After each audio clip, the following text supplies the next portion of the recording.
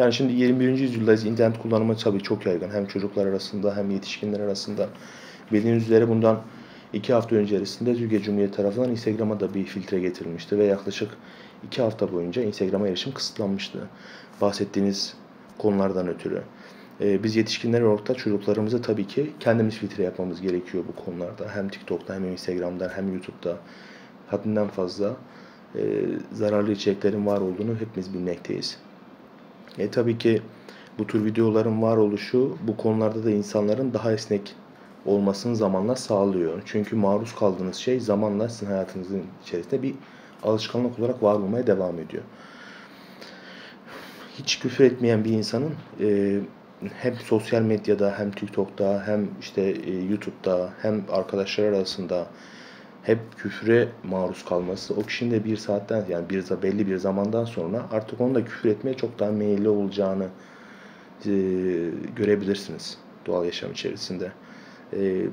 Bunun içerisinde tabii ki taciz konuları da var. Çünkü aynı zamanda bu videoların hepsi insanları özendirmeye de başlıyor bir saatten sonra. Sanki bunu çok güzel ya da çok doğru olduğunu insanlara akredite ediyorsunuz gitgide. O yüzden internet çağında, sosyal medyada bu tür konuların engellenmesi ve bu davranışların daha da azalması için biz yetişkinler olarak kendimiz filtre uygulamamız gerekiyor. Yani mesela az önce konuştuğumuz konuyla tamamen paralel bir konu aslında.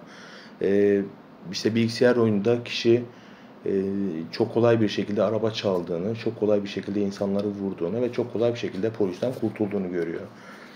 Ve zamanla o kişi bu oyunla bu kadar çok vakit geçirmeye başlıyor ki gerçek hayatın da böyle olabileceğini varsayıyor. Ve bu yüzden işte önüne çıkan şu kişiyi bıçaklayıp kendisi de oyundaki yiyip kaçabileceğini zannetmiş muhtemelen.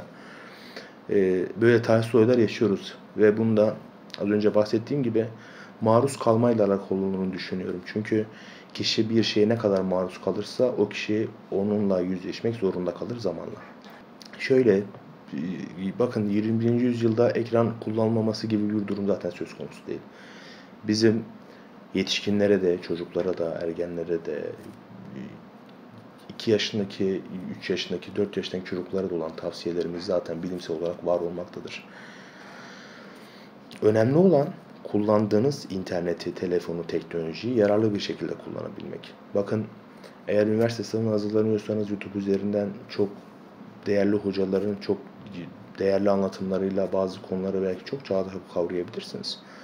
Ama aynı zamanda aynı telefon ve aynı internetle işte TikTok'ta veya YouTube'da kültür olarak karşı olduğumuz, ahlaki olarak kabul görmediğimiz bazı video içerikçilerin de videolarını izleyip hayatınızı az önce bahsettiğim gibi kendinizi maruz bırakarak bu şekilde konuşmaya ve bu şekilde davranmaya da devam edebilirsiniz. O yüzden teknolojinin, telefonun, bilgisayarın, tabletin hepsinin çok verimli bir şekilde kullanılması için kişinin aslında hem önce kendisini hem de etrafını bu konuda kesinlikle bilinçlendirmesi gerekiyor.